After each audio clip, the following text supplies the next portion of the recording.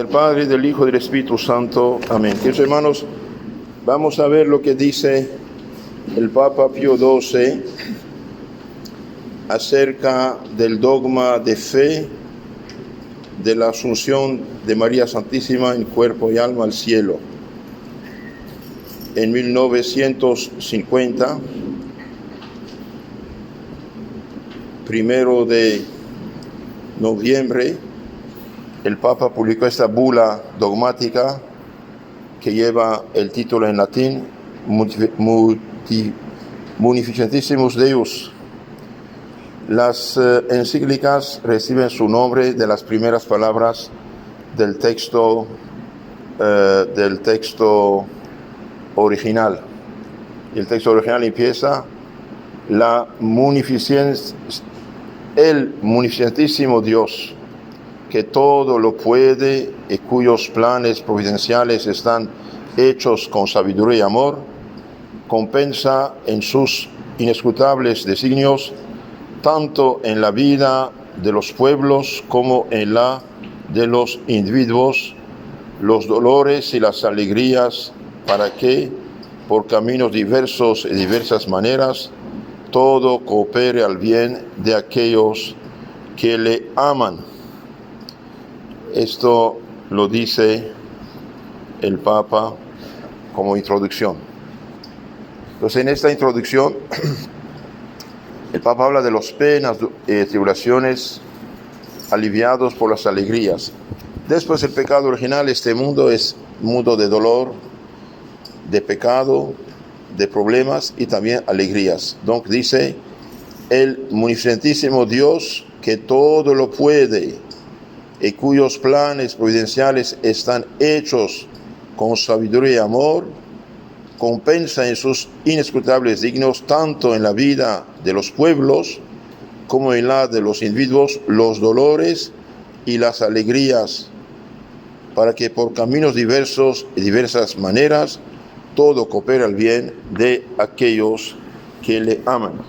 Queridos hermanos, Dios guía la historia. Claro, dio, es verdad, libertad a los hombres, a los ángeles, pero Dios providencia, Dios providente, y bien a veces no tiene, podemos decir, otra solución debido al mal uso de nuestra libertad que pruebas, dolores para rectificar la persona. Una persona, por ejemplo, que está en pecado, un pecado mortal, está al borde del infierno, y bien, una prueba puede despertar esta alma y impulsar la conversión, el arrepentimiento y por lo tanto la salvación. Entonces ese dolor va a transformarse en alegría. En general, cuando un pueblo anda bien materialmente, prosperidad material, tiene todos los lujos que quiere, sin ningún problema, se hincha de orgullo, se hace superficial, se olvida de Dios y puede perderse. Una prueba, una guerra, una peste, un terremoto, y pruebas bien pueden ser el único remedio para salvarse. El Papa sigue diciendo en párrafo 2, aumento de la fe y la devoción a María. Nuestro pontificado, dice Pío XII, del mismo modo que la edad presente está oprimido por grandes cuidados, preocupaciones y angustias, por las cuales gravísimas calamidades y la aberración de la verdad y de la virtud. Pero nos es de gran consuelo ver que mientras la fe católica se manifiesta en público cada vez más activa, se enciende cada día más la devoción hacia la Virgen María, Madre de Dios, y casi en todas partes es estímulo y auspicio de una vida mejor y más santa. De donde resulta que mientras la Santísima Virgen cumple amorosamente las funciones de madre hacia los redimidos por la sangre de Cristo, la mente y el corazón de los hijos se estimulan a una más amorosa contemplación de sus designios. Aquí también el Papa hace hace como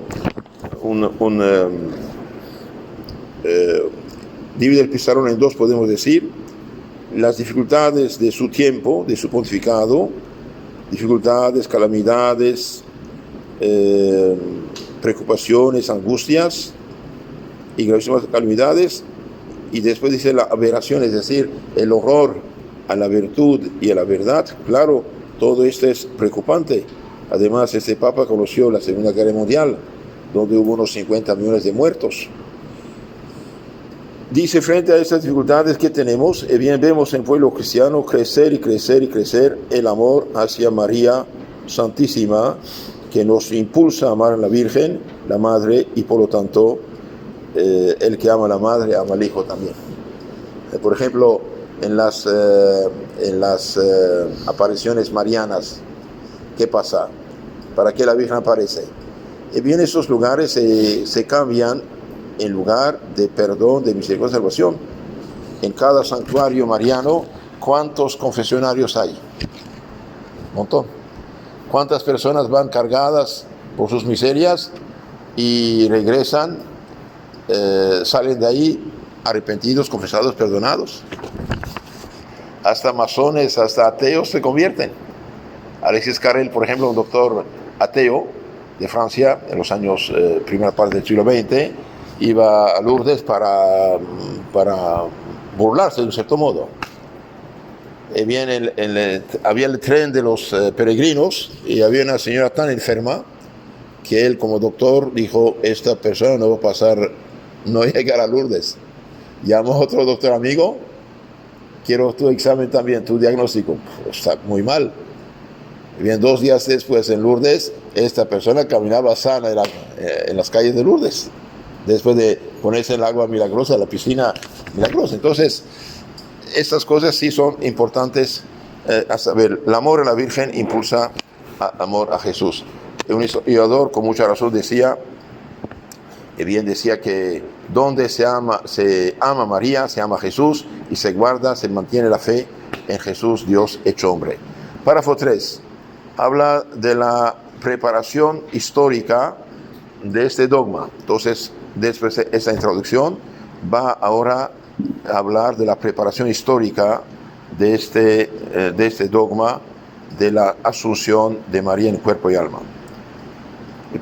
Primero va a hablar de las prerrogativas de María, la armonía de los privilegios concedidos a María. Entonces aquí, en este párrafo, va a hablar de la armonía de los privilegios que María recibió. En efecto, Dios, que desde toda la eternidad mira a la Virgen María con particular y plenísima complacencia, cuando vino la plenitud de los tiempos, ejecutó los planes de su providencia, de tal modo que resplandecen en perfecta armonía los privilegios y las prerrogativas que con suma liberalidad, generosidad, le había concedido. Entonces, queridos hermanos, la primera profecía de la Biblia habla de la mujer. La segunda, Eva. San Ireneo, discípulo de San Policarpo, el cual fue discípulo de San Juan Apóstol. San Ireneo, muerto el año 202. Si me acuerdo bien, él fue el que primero dijo: la nueva Eva es María. De esto, desde el inicio, Dios dice a la serpiente: usted engañó a la mujer, y bien, la mujer o el hijo de la mujer va a aplastar la cabeza. Entonces, esta profecía es muy importante, en Génesis 3:15, ¿sí? La mujer va a aplastar la cabeza de la serpiente va a morder su talón. Entonces, hay una perpetua enemistad. Entonces, no debemos asombrarnos que hay gente hoy que critica a María, habla mal de María, blasfema de María. Pobre gente, y se creen muy evangélicos, ¿no? Pero pobre de ellos, ¿no? Entonces aquí dice: cuando vino la plenitud de los tiempos, bien, Dios ejecutó los planes de su providencia. En efecto, en Gálatas 4:4 dice: en los plenitud de los tiempos, el Hijo de Dios nació de la mujer. ¿Cuál mujer? La Virgen María. Después el Papa sigue diciendo lo que hablando de la perfecta armonía entre los privilegios y las prerrogativas que con suma liberalidad le había concedido, dice. Y si esta suma liberalidad, generosidad y plena armonía de gracias fue siempre reconocida y cada vez mejor penetrada por la Iglesia en el curso de los siglos, en nuestro tiempo ha sido compuesto a mayor luz el privilegio de la asunción corporal al cielo de la Virgen Madre de Dios, María. Entonces dice, en nuestro siglo, bien después de una larga preparación, maduración, reflexión, bien llegamos a la conclusión que la que fue llena de gracia, inmaculada, no tenía por qué podrirse en la tumba. En efecto, la muerte es fruto del pecado. Si no hubiera habido muerte, pecado de Adán y Eva, no hubiera habido muerte física. En la Biblia Dios dice, yo no hice la muerte entró en el mundo por mal uso de la libertad. Entonces María, siendo llena de gracia, San Lucas 1:28, ¿se acuerdan? ¿Qué le dijo el ángel? Dios te mandó un saludo, María, llena de gracia y de santidad. Entonces la Iglesia, apoyándose en esta palabra, llena de gracia, de santidad, bien reflexiona, saca conclusiones. Ok, llena de gracia. ¿Cuándo es lleno de gracia? No lo dice. ¿Y cuándo debería ser llena de gracia? Lógicamente desde su concepción. ¿Por qué? Y porque la que va a aplastar la cabeza del tirano infernal, el demonio, no puede ser su esclava. Porque nacer el pecado original es nacer sin la gracia, sin la santidad. Y por lo tanto bajo el influjo del demonio. Y de ahí la Iglesia saca la conclusión que María fue concebida sin pecado original. Es decir, el momento de su concepción, cuando sus padres, instrumentos colaboradores de Dios, dieron el cuerpo, Dios, Padre y Espíritu Santo creó el alma, la llenó de gracia en previsión de los méritos de Cristo y la unió a ese cuerpo. Y después, pensando en esto, llena de gracia, llena de santidad, ella que nunca pecó, ni original, ni personal, ni venial, mucho menos mortal, nada de esto, y bien, porque su cuerpo debe podrirse en la tumba. No tiene sentido. Y de ahí llega a la conclusión que cuerpo y alma subió al cielo. Entonces dice, en nuestro siglo, en nuestro tiempo ahora, dice, se habla de este dogma. Dogma es una verdad de la fe. La Iglesia no inventa dogmas, cuidado. La Iglesia analiza, escudriña el depósito de la fe, de la tradición apostólica, y proclama que tal cosa sí pertenece al depósito de la fe. Por ejemplo, usted tiene una caja de manzanas, ve las que están arriba, las que están abajo no las ve. Pero cuando usted saca unas, ve abajo hay una maravillosa, ahí está ahí. Es lo que pasa cuando la Iglesia proclama un dogma. Es decir, esta verdad que proclamamos sí pertenece al depósito de la fe. Después el Papa sigue, párrafo 4. La relación entre la Inmaculada Concepción y la Asunción Corporal. Este privilegio significa ley privada, resplandeció con nuevo fulgor, es decir, brillante, algo brillante, desde que nuestro predecesor Pío IX, de inmortal memoria, definió solemnemente el dogma de la Inmaculada Concepción de la Augusta Madre de Dios. Esto fue en 1854. Estos dos privilegios están en efecto estrechamente unidos entre sí. Cristo con su muerte venció la muerte y el pecado, y sobre el uno y sobre la otra reporta también la victoria en virtud de Cristo todo aquel que ha sido regenerado, es decir, bautizado espiritualmente, sobrenaturalmente por el bautismo. Entonces, todo cristiano regenerado está destinado a la vida eterna y a resucitar glorioso e ir al paraíso. Pero por ley general Dios no quiere conceder a los justos, es a las almas que mueren en estado de gracia, el pleno efecto de esta victoria sobre la muerte, sino cuando haya llegado el fin de los tiempos. Entonces todos, aunque regenerados bautizados, santificados, y bien tenemos que pasar al polvo del cual fuimos sacados. Por esto también los cuerpos de los justos se disuelven después de la muerte, y solo el último día volverá a unirse cada uno con su propia alma gloriosa.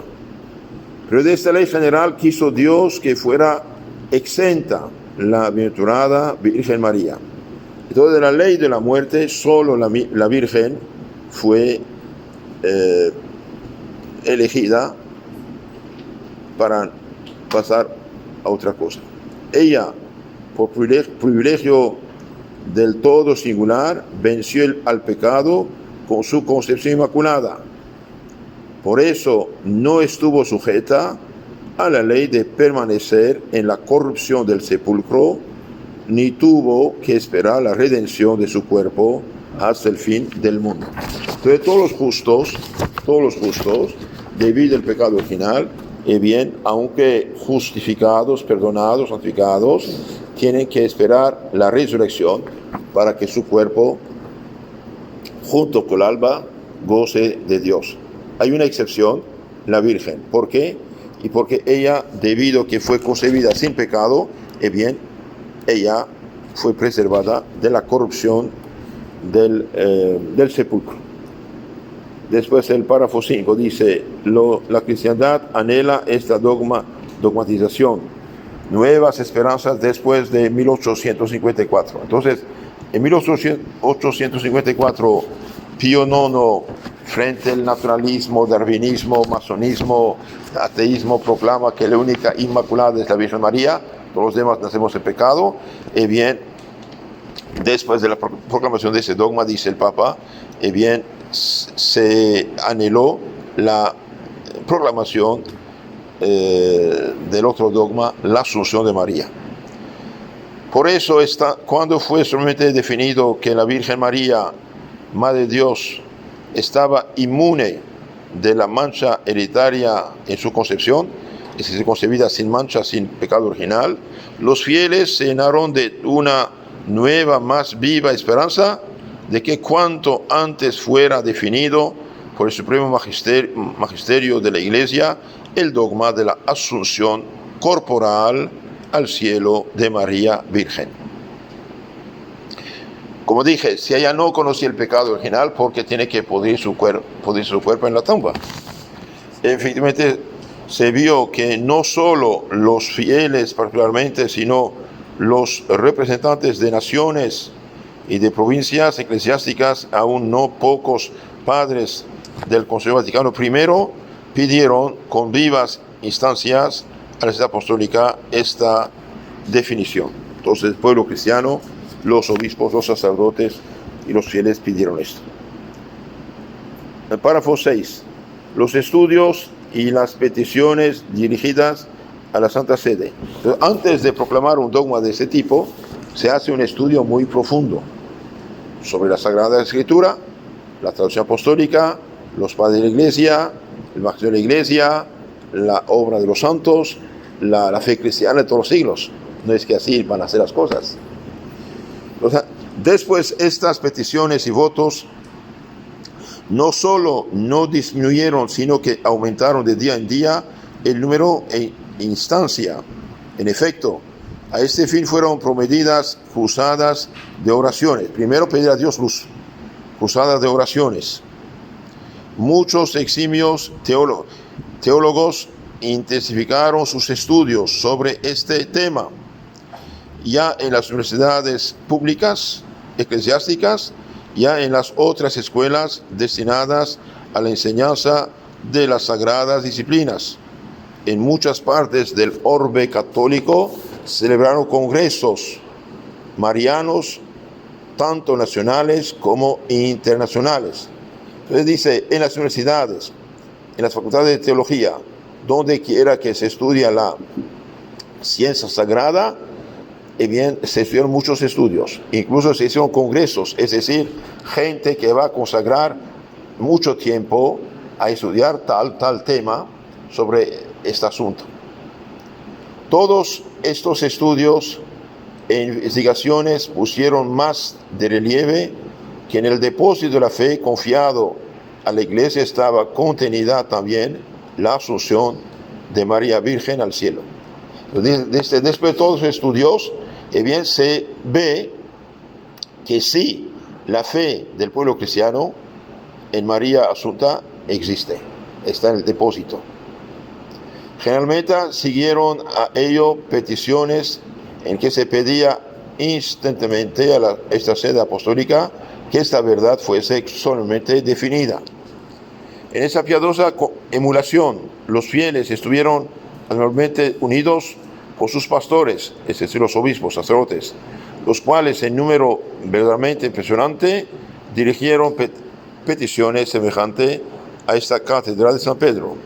Por eso, cuando fuimos elevados al trono del sumo pontificado, habían sido ya presentados a esta sede apostólica muchos millares de tales súplicas de todas partes de la tierra y por toda clase de personas, por nuestros amados hijos, los cardenales del Sagrado Colegio, por venerables hermanos arzobispos y obispos de las diócesis y de las parroquias. Entonces, desde 1854 hasta 1950, y bien muchas veces escribió la Santa Sede, queremos que proclame este dogma de la Asunción de María. Párrafo 7. Exhortación a mayor estudio y oración. Por eso, mientras elevábamos a Dios ardientes plegarias para que infundiese a nuestra mente la luz del Espíritu Santo para decidir una causa tan importante, dimos especiales órdenes de que se iniciaran estudios más rigurosos sobre este asunto y entre tanto se recogiesen y ponderasen cuidadosamente todas las peticiones que desde el tiempo de nuestro predecesor Pío IX, de feliz memoria hasta nuestros días, habían sido enviadas a esta sede apostólica a propósito de la asunción de la Señora Virgen María. Entonces el Papa dice, hicimos muchas oraciones y pedimos que se hicieran estudios especiales sobre este tema. Después el Papa habla el argumento de la tradición de la Iglesia y el consenso unánime de los obispos. Entonces, cuando una cosa es aceptada, creída por todos los obispos del mundo, significa que esto viene de los apóstoles. Es tradición apostólica y no es tradición eclesiástica. Por ejemplo, antes de 1200 y pico, no había lo que llamamos el nacimiento, la figura del nacimiento. ¿Quién inventó esto? San Francisco de Asís. Eso es tradición eclesiástica. Mientras una cosa siempre creída por todos los obispos de los 5 continentes, esto viene de los apóstoles. Es tradición divina. No está escrita, ¿ok?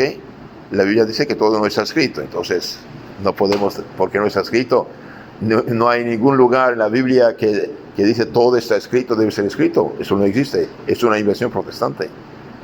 La Biblia dice que si hubiéramos escrito todo lo que hizo y dijo Jesús, los libros no cabrían en el mundo. Entonces, este argumento que no, ¿dónde está? Esto no funciona.